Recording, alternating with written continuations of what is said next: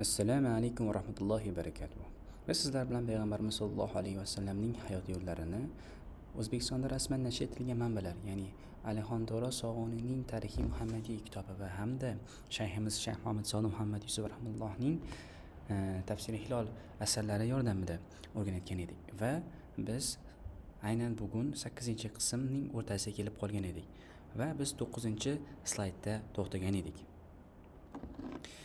Va bugungi savolimiz, ya'ni Al-Amin degan zotga nega xalq birdan dushman bo'ldi? Ya'ni eng ishonchli deb topilgan kishiga xalq nega dushman bo'ldi? Aynan shu haqida bugun gaplashamiz. Albatta bu haqida o'zingiz ham taxminlaringiz yozsangiz bo'ladi. Endi davom etamiz. O'sha xalq, o'sha odamlar qanday qilib ular bir necha oy ichida ashadiy dushmanga aylandi? Nega ular payg'ambarimiz sollallohu alayhi vasallamga endi ishonchli kishi emas, dushman sifatida qaray boshladilar? Ular la ilaha illallohning nimasidan qo'rqdi? Axir bu Alloh yagona degan kalima xolos-ku. Bundan kimga zarar bor? Chatga yozib keting, sizningcha asl sabab nimada? Aqidaviy ixtilofmi? Dalil yetishmasligidami yoki boshqa narsa bormi? Men sizga bir nishorani aytaman. Abu Jahl bir kuni ochiq aytib qo'ygan. Biz uni keyingi slaydda o'qiymiz va o'sha e'tirof butun sirni ochib beradi. Masala hech qachon dalildan bo'lmagan. Bu tahlil bugungi kunimiz uchun ham juda muhim. Haqiqiy hayotda ham to'g'ri gapga qarshilik ko'pincha mantiqdan emas, boshqa manbalardan keladi. Kimdir sizning to'g'ri ishingizga keskin qarshi chiqsa, avval so'rang, bu odamning qaysi manfaatiga tegdi? Qaysi manfaatiga tegdi bu narsa? Endi keyingi slaydda 4 ta sababni birma-bir ko'ramiz. Mana javob. 4 ta sabab. Va e'tibor bering.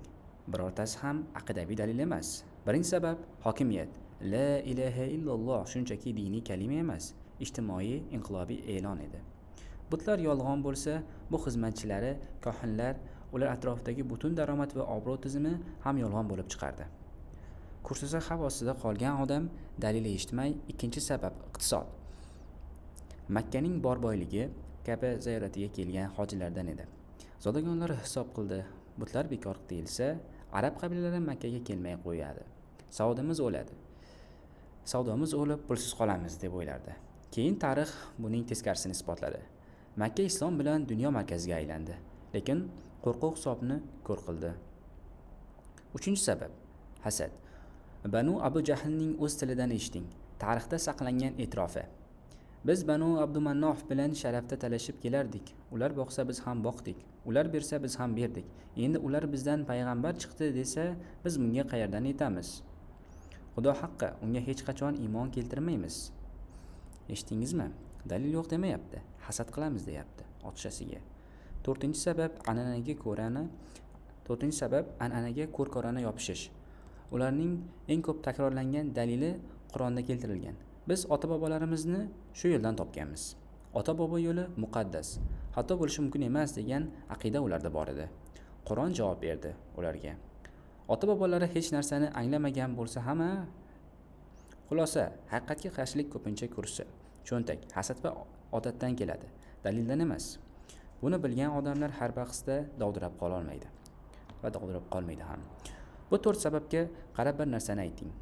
Ular bugun yo'qolganmi? Aslo. Bugun ham har yangi to'g'ri tashabbus qarshisida shu 4lik turadi. Kimdir kursidan qo'rqadi, kimdir daromadidan, kimdir nega men emas, u deb hasad qiladi.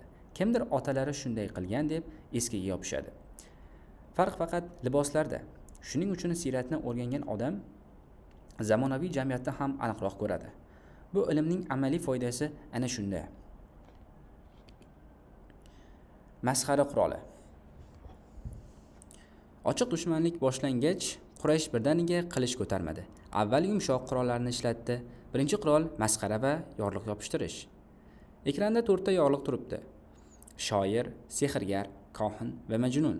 Nega aynan shu yorliqlar? Chunki har bir Qur'onning ta'sirini tushuntirib berish uchun o'ylab topilgan edi. Odamlar Qur'on eshitsa ta'sirlanardi, emotsiyaga berilardi. Buni inkor qilib bo'lmasdi.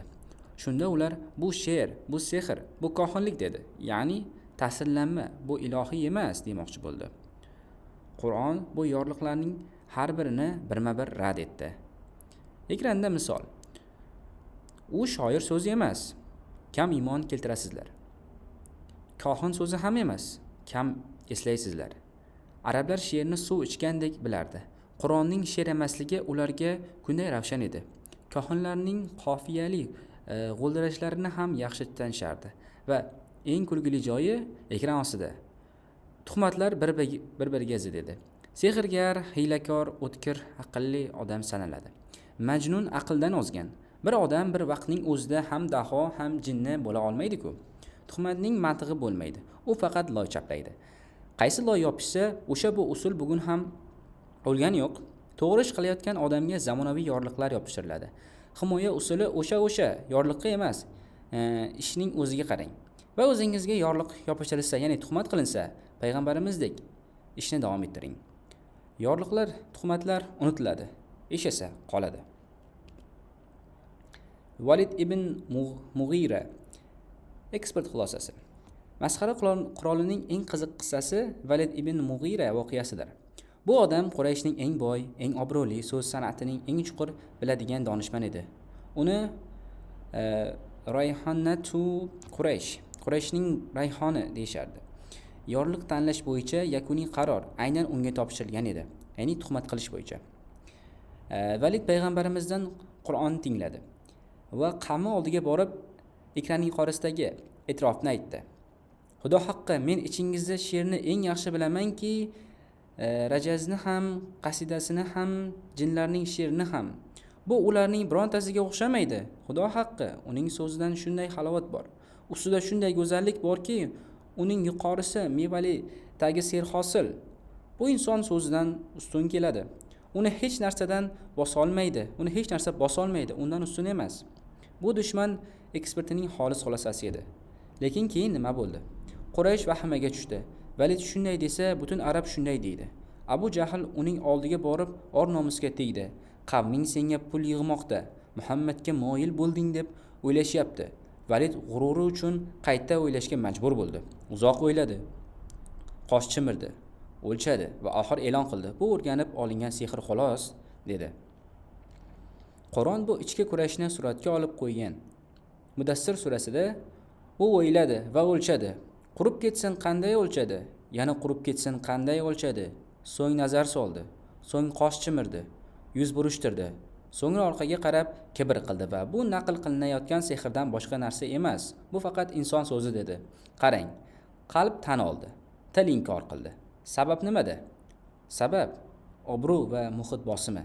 Valid Utbayning egizagi haqiqatni ko'rib turib, odamlar nima deydi deb qaytganlar. Bugun ham hamma nima deydi, qo'rquvi qancha odamni haqiqatdan to'sib turganini o'ylab ko'ring. Hech bo'lmasa o'zimizga halol bo'laylik. Bir narsani ichimizdan tan olib turib, davra uchun inkor qilmaylik. Bu Validning yo'lidir. Axborot to'sig'i. Ikkinchi qurol axborot to'sig'i. Bugungi tilda media blokada. Reja shunday edi. Har yili haj mavsumida butun Arabistonda qabilalar Makkaga kelardi. Quraysh qo'rqdi.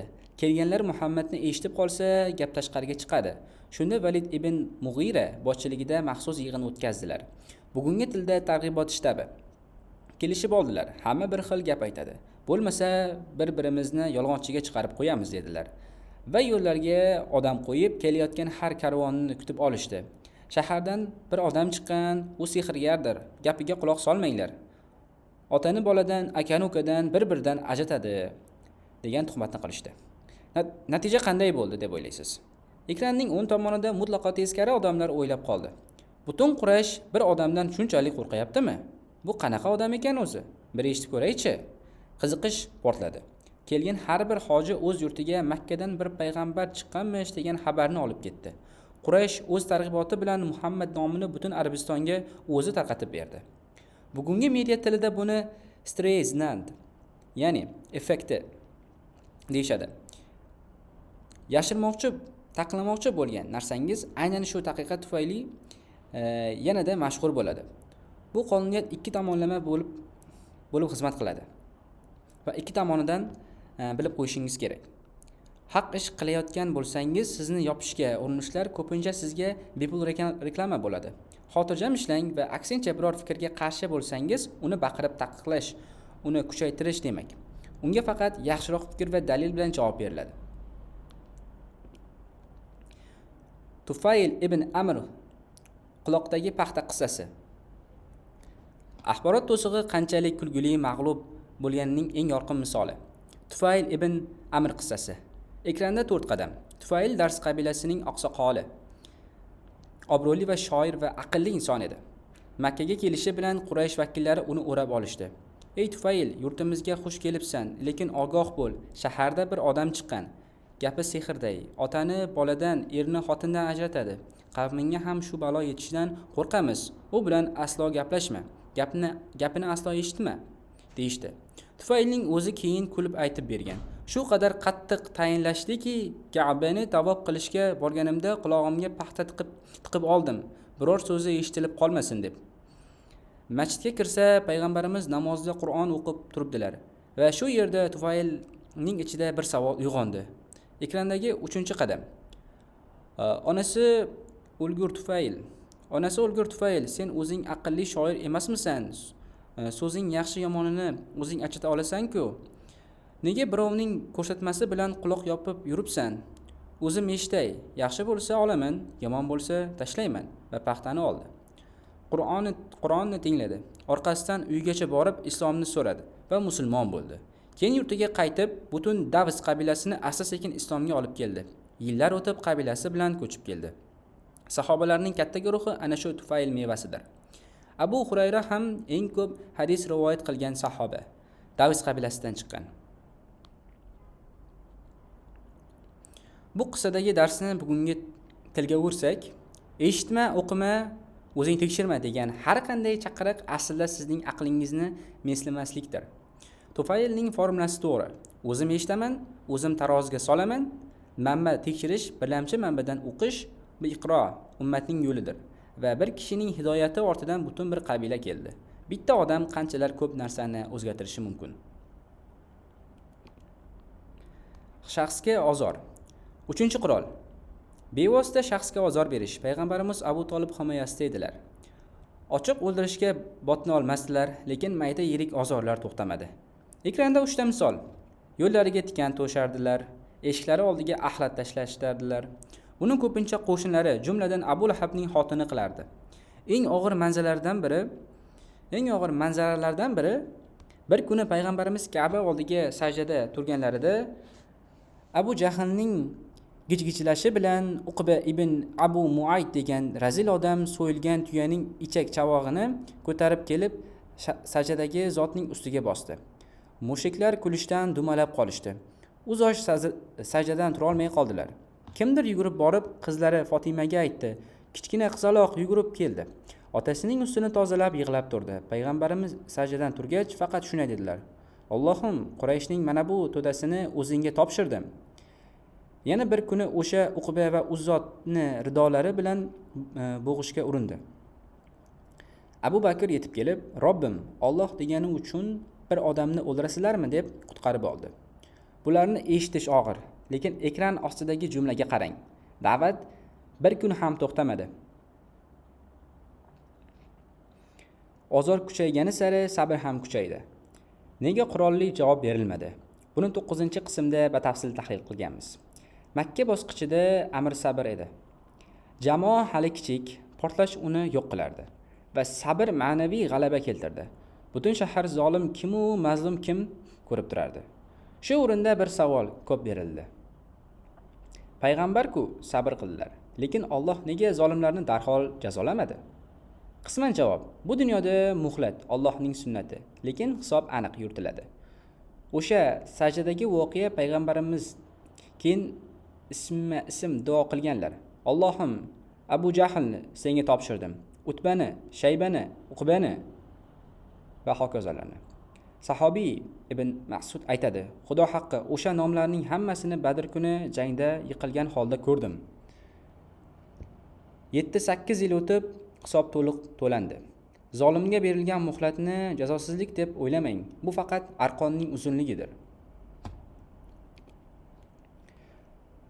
Utba taklifi. Bosim ish bermagach, Quraysh taktikani o'zgartirdi. Kelishuv yo'lini sinab ko'rdi. Ularning eng zukko, eng muloyim vakili Utba ibn Rabiya payg'ambarimiz yolg'iz o'tirganlarida yoniga keldi va takliflarning paketini qo'ydi. Ekranda uchtasi. Ey birodarimning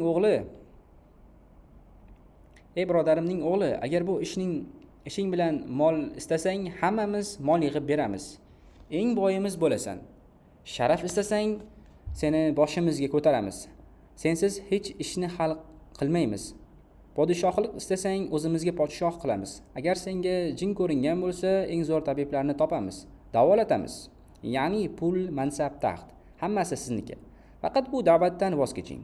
Tarixdagi eng katta pora takliflaridan biri payg'ambarimizga berildi. Payg'ambarimiz sabr bilan bo'lmasdan oxirigacha tingladilar. Bu ham odob darsidir. Raqibingizni gapini kesmasdan eshiting. So'ng gapirib bo'ldingizmi? Ey Abul Valid dedilar. Ha deb javob qildi. Unda endi meni eshiting dedilar va javob o'rnida Fussilat surasini tilovat qila boshladilar. Hamim, bu rahimli va mehribon Zot tomonidan nozil qilingan, bashorat beruvchi va ogohlantiruvchi kitob. Utba arab so'z san'atining bilimdoni, quloq solgani sari o'zgarib borardi. Orqasiga tislanib, qo'llarini yerga tirab, hayratga cho'mib tinglardi. Sajda oyatiga yetganda payg'ambarimiz sajda qildilar va javobimni eshitdingiz dedilar. Utba qavmiga qaytganda do'stlari uzoqdan aytishdi. Yuzi o'zgarib qaytyapti. U dedi: "Men shunday kalom eshitdimki, Xudo haqqi, u she'r ham emas, sehr ham emas, kohinlik ham emas. U Quraysh, gapimga kiring. Ey Quraysh, gapimga kiring. Bu odamni tinch qo'ying. Ular seni ham tili bilan sehrlabdi" deb kulishdi. Afsus, haqiqatni his qilgan, lekin muhit bosimidan qaytgan yana bir qalb. Utba taklifiga javobning yana bir qirrasi bor. Xuddi shu davrda Quraysh Abu Tolibga ham bosim o'tkazgan. Jiyaningizni to'xtating. Bo'lmasa Abu Tolib jiyaniga, o'zingga ham, menga ham rahm qil. Ko'tara olmaydigan yukni yuklama deganda payg'ambarimiz tarixiy javobni aytganlar. Ey amaki, Xudo haqqi, agar quyoshni o'ng qo'limga, oyni chap qo'limga berib qo'ysa ham bu ishni tark etmayman. Yo Alloh uni g'olib qiladi. Yo men shu yo'lda halok bo'laman dedilar. Abu Tolib bu qat'iyatni ko'rib, bor istaganingni qil, men seni hech qachon topshirmayman degan. Mana bu maqsad qat'iyat. Quyosh va oy iborasi shundan beri sobitlikning ramzi bo'lib keladi. Kofirun surasi. Quraysh oxirgi kartasini tashladi. Kompromis taklifi. Ekranda kelishaylik. Bir yil sen bizning xudolarimizga ibodat qilasan, bir yil biz sening xudoyingga ibodat qilamiz. Yaxshi chiqsa davom etamiz. Bir qarashda adolatli ishiladi-ya. 50-50. Bugungi tilda o'rtada uchrashaylik deyishadi. Buni javob osmonda. Alohida sura bo'lib tushdi. Kofirun surasi. Ayt: ey kofirlar, men sizlar ibodat qilayotgan ibodat qilmayman. Sizlar ibodat qilayotganga ibodat qilmayman.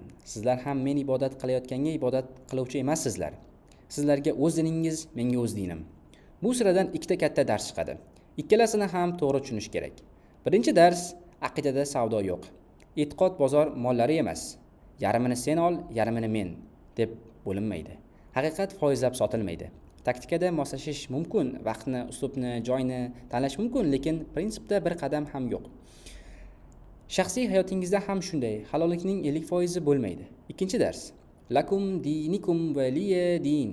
Sizga o'z diningiz, menga o'z dinim. Bu oyat majburlab dinga kirgizish yo'qligini e'loni hamdir. Biz aralashtirmaymiz, lekin sizni majburlamaymiz ham. Keyinroq Baqara surasida ochiqchasiga keladi. Dinda majburlash yo'q. Islom pozitsiyasi shu aqidani sotmaymiz, lekin hech kimga zo'rlab ham o'tkazmaymiz. Da'vat taklifi tanlov insonning o'zida. Bu suraning nozil bo'lishida yana bir tafsilot bor. Taklifni keltirganlar Quraysh oqsoqollaridan Valid, Os ibn Voyil va boshqalar edi. Ular buni tinchlik yo'li sifatida taqdim etgan edilar. Ikkalamiz ham bir-birimiznikini hurmat qilamiz degandek, lekin mohiyatda bu shirkni tan olish taklifi edi. Ikki xudolik bilan butparastlikni navbatlashtirish mantiqan ham bema'ni. yo Alloh yagona, yo emas, o'rtasi yo'q. Shuning uchun javob ham muzokarasiz, uzil kesil keldi. Hayotiy qoida. Prinsipal masalada o'rtacha variant taklif qilinsa, ko'pincha bu sizning prinsipingizdan voz kechishning bosqichma-bosqich shakli bo'ladi. Kofirun surasini eslang. Aynan sizga javob berilgan u yerda. Saboqlar. 1 soatlik suhbatdan 4 saboqqa jamlaymiz. Birinchi saboq haq so'z aytilganda qarshilik, tabiiy va muqarrar. 40 yillik Al-Amin obro'si ham bundan saqlamadi. Shuning uchun to'g'ri ish qilayotganingizda hamma olqishlaydi deb kutmang. Qarshilik chiqsa, demak yo'ldan adashdim demang. Varaqa aytgandi-ku. Sen keltirgan narsani keltirgan har kimga dushmanlik qilingan. Ikkinchi saboq. Qarshilikning ildizini taniy oling. Kursi, cho'ntak, hasad, eski odat. Bugun ham biror to'g'ri tashabbusga keskin hujum ko'rsangiz, avval so'rang. Bu kimning qaysi manfaatiga tegdi? Buni bilsangiz, har tanqidchi bilan bahslashib quvvat saflamaysiz. Ishingizni qilaverasiz. 3-saboq taqiq, teskari reklama. Quraysh yo'llarida targ'ibot qilib, Muhammad nomini butun Arabistonga o'zi yoydi. Haq ishingizni yopmoqchi bo'lganlar ko'pincha sizga xizmat qilib qo'yadi. Xotirjam bo'ling. 4-saboq, aqida, prinsip, halollik. Savdoga qo'yilmaydi. O'tmaning pul, sharaf, taxt paketini ham 1 yil sen, 1 yil biz taklifini ham bitta javob oldi. Ya'ni yo'q. Sizning hayotingizda ham shunday takliflar bo'ladi. Kichikroq shaklda. Bir marta ko'z yum, hamma shunday qilyapti. Kofirun surasini eslang. Shu 4 saboqdan bittasini bugun oilangizda gapirib bering. Bilim ulashganda mustahkamlanadi va bu saboqlarning hammasini bitta ip birlashtiradi. Natijaga emas, vazifaga qarashdir. E'tibor bering. Shu bosqichda zohiriy natija deyarli yo'q edi. Safo nutqi haqorat bilan tugadi. Ziyofatda kattalar kuldi. Utba qaytib ketdi. Lekin payg'ambarimiz bir kuni ham to'xtamadilar. Chunki mezon necha kishi qabul qildi emas, men vazifamni qildimmi edi. Kanal yuritayotganlar, ish boshlayotganlar, bu mezonni oling. Ko'rsatkichlar sekin bo'lsa ham to'g'ri ishni to'g'ri qilaverish g'alabaning o'zidir. Qolgani Allohdan. 3 taqdir. Xulosadan keyin yakun oldidan bugungi voqeadagi 3 shaxsga bir nazar tashlaylik. Chunki ular 3 xil tanlovning timsolidir. Birinchisi Ali radhiyallohu anhu. 13 yoshida kattalar kulayotganda men yordamchi bo'laman deb o'rnidan turdi. Hech narsasi yo'q edi. Na mol, na mavqe, faqat sof qalb va jasorat bor edi. Tarix uni qayerga ko'tardi, bilasiz. Ikkinchisi Utba ibn Robiya. Aqlli, badavlat, tajribali. Fussilat surasini eshitib haqiqatni his qildi. Buni o'z qavmiga aytdi ham. Bu she'r emas, sehr emas, lekin seni sehrlabdi degan bitta piching yetdi, orqaga qaytdi. Muhit bosimi haqiqat hissini yengdi. Qalbida bilib, tilda tan olmay o'tganlar tarixdagi eng achinarli toifadir. 3-si Abu Lahab. Eng yaqin qarindoshi bo'la turib, eng oldin va eng qattiq dushman bo'ldi. Sababi ham aqidaviy emas edi. Kibr va hasad. Nomi qiyomatgacha Qur'ondan la'nat bilan qoldi. Ekran ostidagi savolni har birimiz o'zimizga beraylik. Haqiqat oldida 3 pozitsiya bor. Ali kabi jasorat bilan qabul qilish, Utba kabi bilib turib jim qolish, Abu Lahab kabi ochiq dushmanlik. Hayotimizning turli masalalarida biz qaysidamiz? Qaysiga amal qilamiz? Alloh barchamizni birinchi toifadan qilsin.